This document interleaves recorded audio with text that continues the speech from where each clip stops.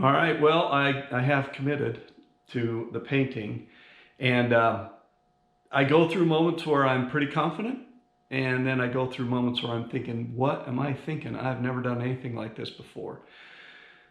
But there's nothing for it now except to begin the prep work, get everything laid out, lined out, get my paint booth built here. That will probably be a little further along, as I got a lot of prep work to do before I do that. But I got everything I need. So I should be able to just tear in and really start getting this project rolling on the paint side of life. So let's do that without further ado, shall we?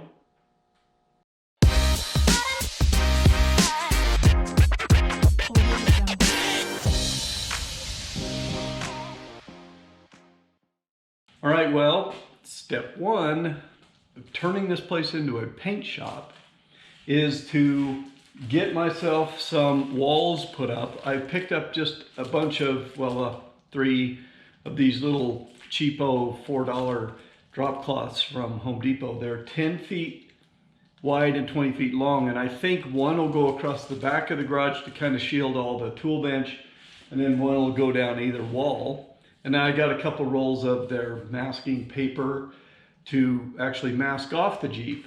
So I think what I'll do is I'll pull the thing over in the center of the driveway here, or the center of the garage. I'll kind of figure out what I'm going to move out of the way. I don't know where I'm going to put all that stuff, but I'll figure it out. And what parts and pieces can come out of the back of the thing, like I mentioned, I'll probably put those inside of a tote inside of the house. And then, you know, we can kind of get started on figuring out where the other parts will lay. I'll lay out my little table here and I'll set the hood on it, and I'll figure out what I'm going to do about that tailgate and the windshield frame and that other fender and the dashboard and all those that are still separate components. I do have the windshield on there, and I'm going to take that off because I do want to paint the hinges separately from the body, the tub, and the windshield frame, so that underneath where the hinges go is painted. So I do have the windshield on there now, make sure it could fit and all that stuff. At one point I needed a place to put it, so I was like, well, I might as well put it on there. But in the spirit of doing several jobs more than once to drag out the length of this project, I'll have to take those off now, that off. So I got one little thing I'm going to do on the truck first, and then I'll come in and set you up, maybe let you watch the end result in a little minute or two with the time lapse, and we'll clean this mess up.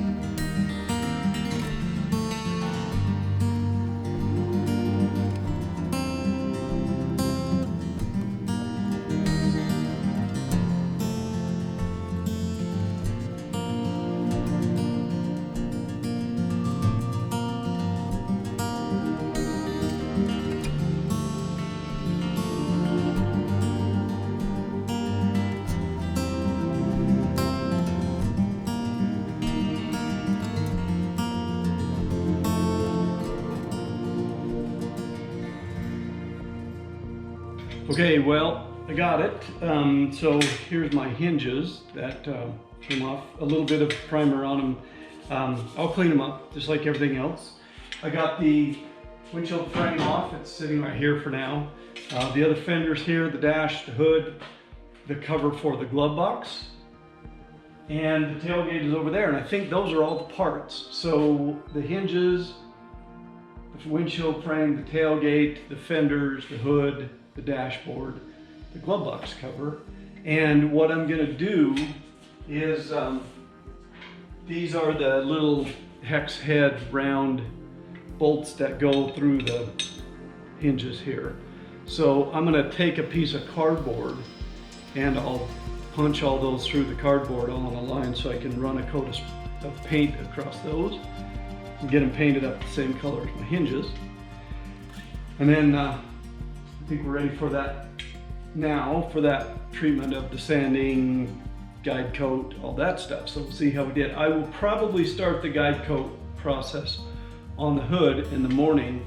I'm going to set my little table up and lay it down flat and then go to work on it and see how it looks, see what I can learn about this guide coat process in the morning. So this one I'm going to leave it for tonight. Next time you see me, it'll be tomorrow.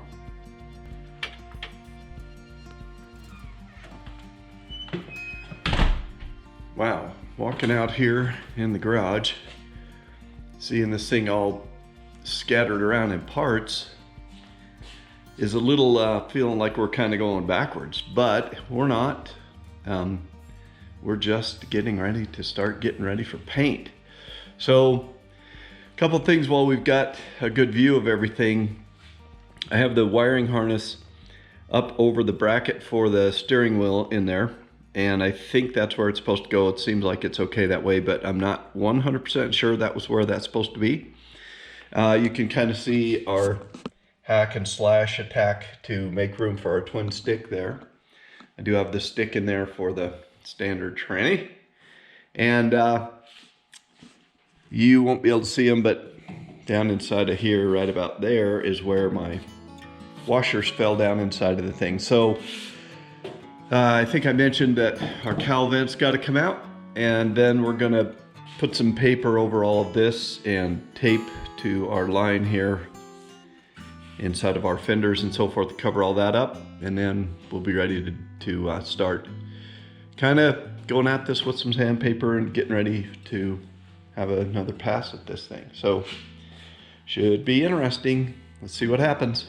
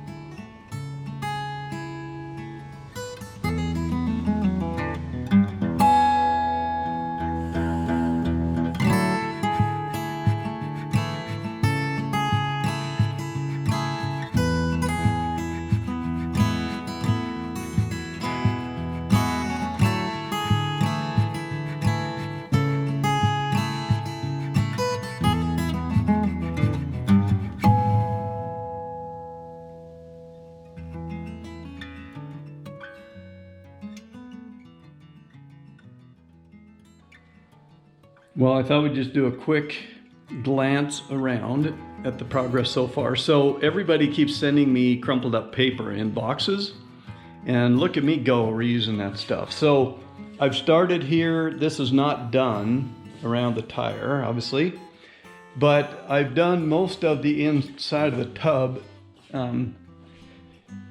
This is also some stuff that people sent me as packing material. I was going to use some more of it. I've got a lot of it, but some of it I had used when I was doing some wood cutting stuff. So it's all covered with sawdust, and I don't really want sawdust in the Jeep paint. So that area right up there needs a garbage bag or something thrown across it to kind of cover that up. I think that's probably what I'll do, is I'll take a garbage bag and cut it down the middle and go each way and just kind of rough it in there. I don't expect a lot of paint to be flying in there. And I don't know, there's some argument could be made that a guy is supposed to paint the inside of the tub the same color as the outside, but I decided to forego that at this point. So obviously there's more to do. I'll do the back end here, and then I got to do around the rest of the wheels and the wheel wells, and something underneath there to keep my headers and my exhaust from getting paint on them. But yeah, it's coming along. So that's what it looks like so far, kind of ready for the next step. There's a part of my brain that's telling me I should take these hinges off and paint across without those on, and then put them back on at the end. I'll probably listen to that part of me.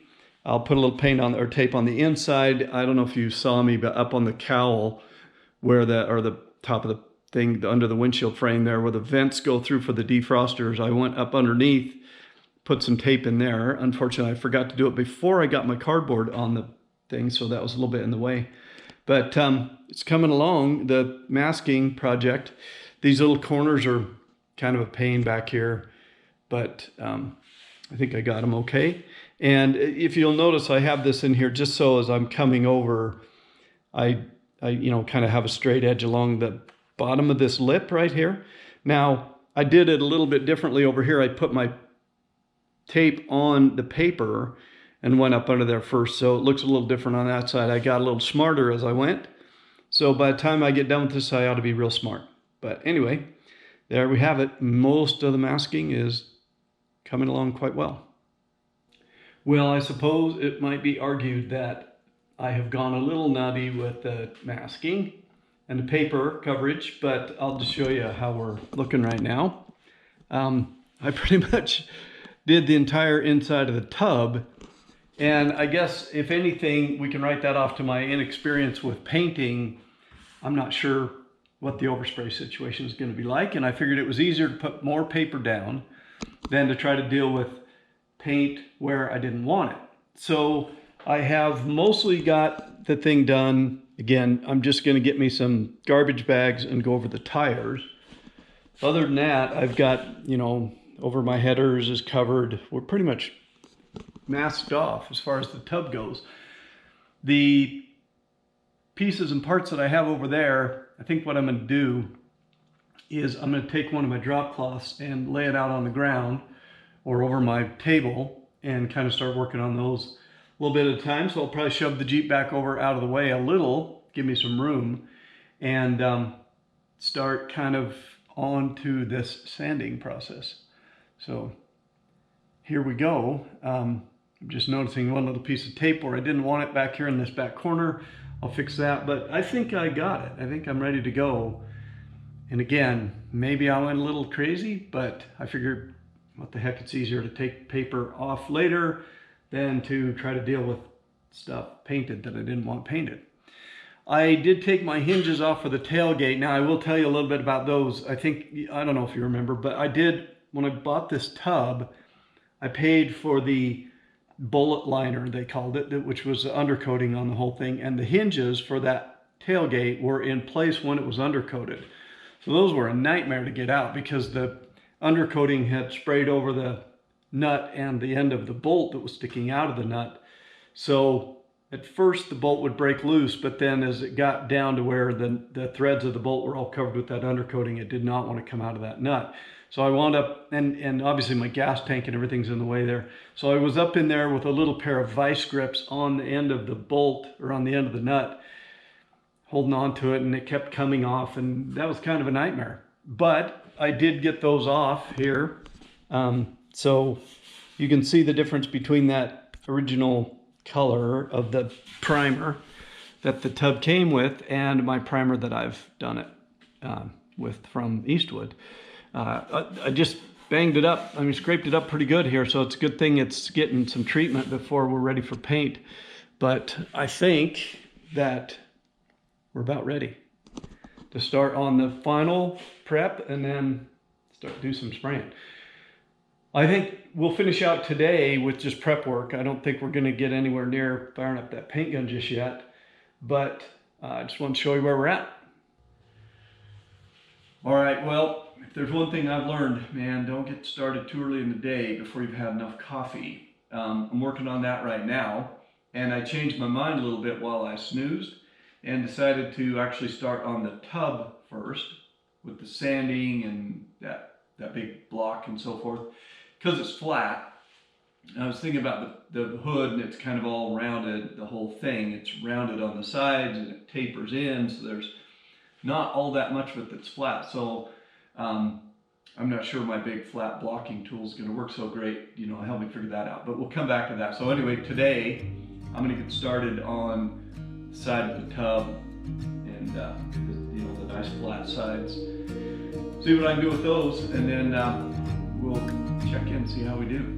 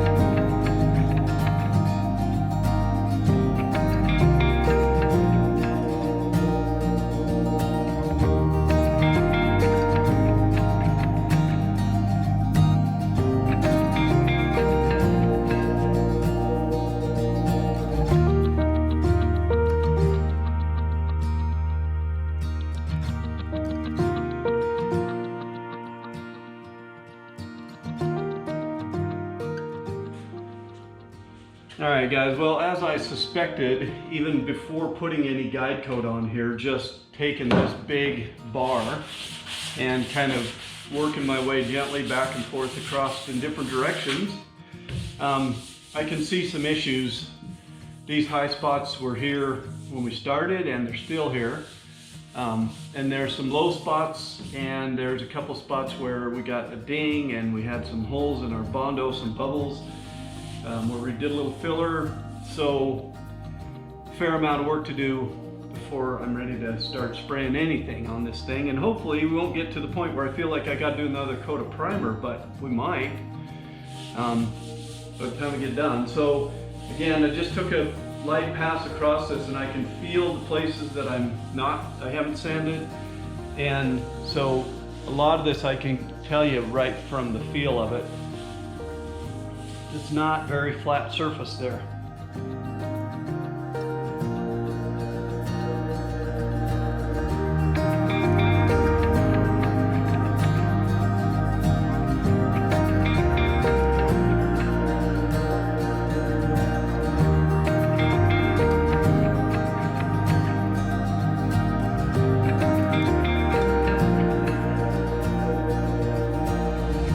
All right, guys, well, I brought you in up here. We're going to get intimate with this tub for a minute. So here's one of those low spots. And I don't know how well the camera will pick this up, but one thing I'm seeing a couple things here.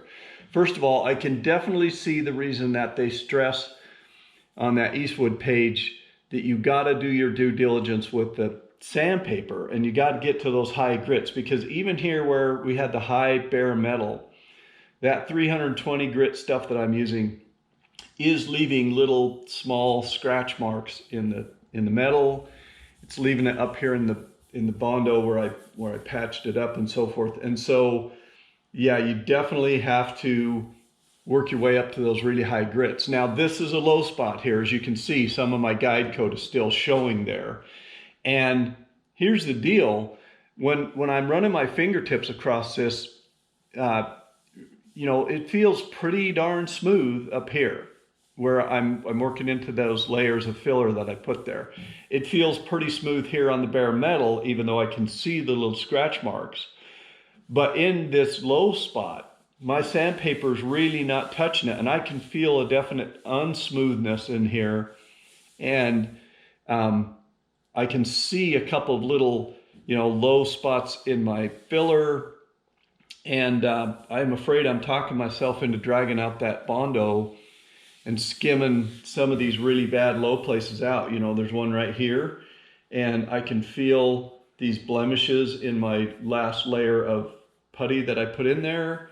Obviously, the very, very bottom I'm not that concerned about, and right around the fender here, or the wheel opening, you know, we're gonna have those rubber fender flares there, so some of that will be okay. But that spot right there, I'm you know, that's not going to turn out well. I can tell. I can feel the blemishes, and my sandpaper on that block is just not going in there at all. So I get why they have used that big wide block. Starting to understand what's going on here, and I'm unfortunately feeling like the remedy is going to be, we're going to break out that filler again, and we're going to skim a couple of these places out. Really just these big spots where you're going to see it. You know, on the side of a Jeep, there are small little patches here where the eye is not going to really be able to look down this thing and see much. That looks bad.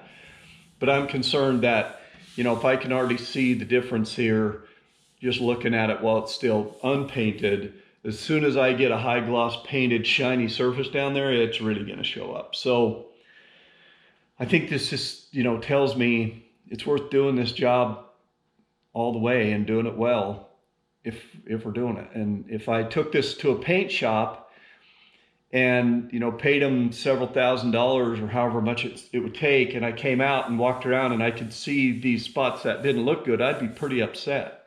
So, you know, there it is. The handwriting is on the wall, or as we could put it in this case, the handwriting is on the side of the Jeep, and I better get a little more work wrapped into this thing. All right, guys, I'm just going to show you a couple of reasons we're dragging out the bucket of Bondo again. So here's one of those places. We're right up on the cowl here next to our cowl vent, and here's a low spot. Now, listen.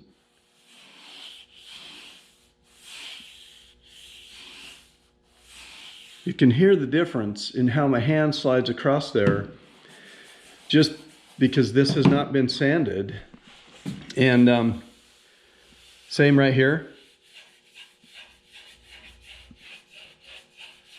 You can hear my hand going across there and just the difference. I'll give you one more example. This is that area, and this is all low around the Jeep logo, but and high up here where they kind of hook the two sections together.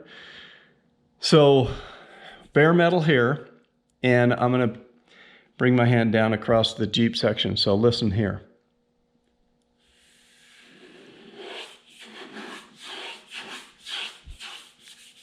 Smooth.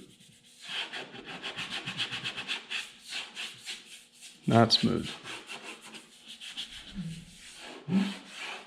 That's just the primer that I sprayed on there, and whatever other surface imperfections are there, we're not touching them with the sandpaper.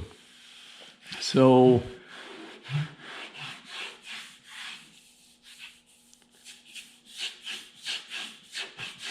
I hope the microphone's picking that up, because it's apparent to me that some work's got to be done. Now, I'm not sure what the heck I'm going to do around this to kind of get in here and work around these letters, and there's going to be a crap ton of hand sanding if we're going to fix that up. But if we're not going to fix it up, what are we doing this for, right? Low spot here, I'll probably do a little bit there, but look here, you can see those little imperfections I was talking about. Those are just low spots in the filler we put there before. So it's undeniable there's still some work to be done before this is really ready for me to lay a coat of paint on it if I want it to look good, and I do.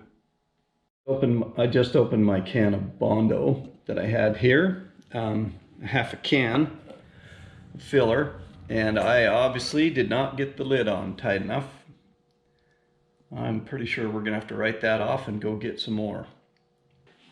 All right guys, well, I'm back from the auto parts store. I ran down and got myself some more filler. I picked up a couple more tack cloths because that was one of the things that Eastwood was out of. And I found this little guy. It's a body filler mixing board that's shaped a little bit like a clamshell.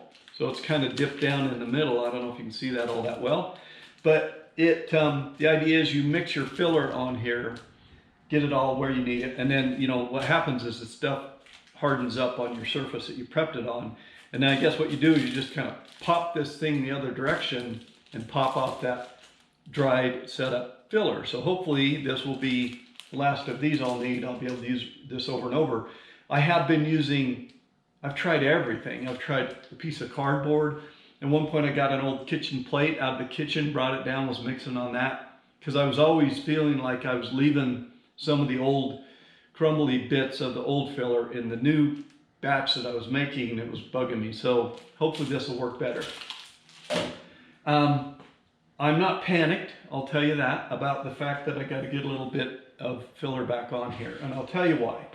We're talking about the thinnest of skims of filler there. I took my carpenter's straight edge, and I'm putting it, you know, from the high point here at the fender to the high point here where I'm talking bare metal. And when I look down there, we're talking the tiniest of little, you know, you can barely see the low point here. So it's not very low. It just needs a tight little skim. Most all of this does. There's one place where something fell against the Jeep and I scratched some of my underlying stuff before. I'll fix that up. But we're not talking a ton of work or high quantities of filler to get this thing sorted out. So I'll do that, and then I'll get on to the rest of the stuff. Now, I'm gonna wrap this up for now because I've got to go pick one of my kids up at the airport and a couple of things like that, and I can't probably go out in public looking like I've been rolling around in a dust bin full of primer dust. So I'm gonna leave this here for now. Next time when you come around, we'll get these fixed up, and then we will turn our attention. I promise I've been saying this over and over, but we'll get onto the hood, the grill, the other fender, tailgate, windshield frame, dashboard, etc., and make sure those are already ready to go. Most of those, like the dashboard, not going to do anything in terms of trying to lay that out, fill it out. It's just going to be, I'm going to sand it down with the high grit sandpaper, get it smooth. We're going to paint it. For good, bad, or indifferent, that's going to be okay. Probably the same with the windshield frame. There's just no way that I'm going to go tearing into that thing and trying to fix imperfections there. And tailgate, I think, same. So reasonable work has to be done. Unreasonable parts of this thing that you're going to see and pay attention to, and the rest of it, good Lord, we just got to get it done. So I've also had one other thought. I'm taking off a lot of the primer here, and if you recall, I used that 2-part epoxy primer that came from Eastwood in the can that has kind of, you punch in the bottom of it, break the canister to mix the hardener with the paint itself. I'm going to tell you, I'm going to order a small can, probably a quart, of epoxy primer from Eastwood, not in a spray can. And I'm going to use that as my first kind of learning pass to throw another coat of primer on here to fix up all this stuff, cover up the bare metal, and get myself some work time with that spray gun to kind of figure out, how to work that thing before I'm actually trying to lay down a coat of colored paint. So I think that will be time well spent, and probably, money well spent. I don't think it's a huge expense to get me a little can of that primer. I think I have enough hardener, so I don't think I need to order any more hardener. I think I can just go with the primer, and then, like I said, we'll figure out how to use that spray gun, and we'll be laying down primer as opposed to making that full commitment of laying down the finished coat of paint. So that's where we're at right now. That's where we're leaving it today. Be sure to come back next time around, and hopefully we'll be a little further to having that step in front of us of starting to lay down some color. But it might be a bit, so be patient with me. But I'm going to leave it here for now, and if you have not subscribed, remember it's free, it's easy. You click the subscribe button down there, click the little bell thing, that'll have YouTube tell you each time we post a new one of these episodes. Throw me a comment down there, that makes YouTube think you like this video. If you liked it, like it, click the little like button.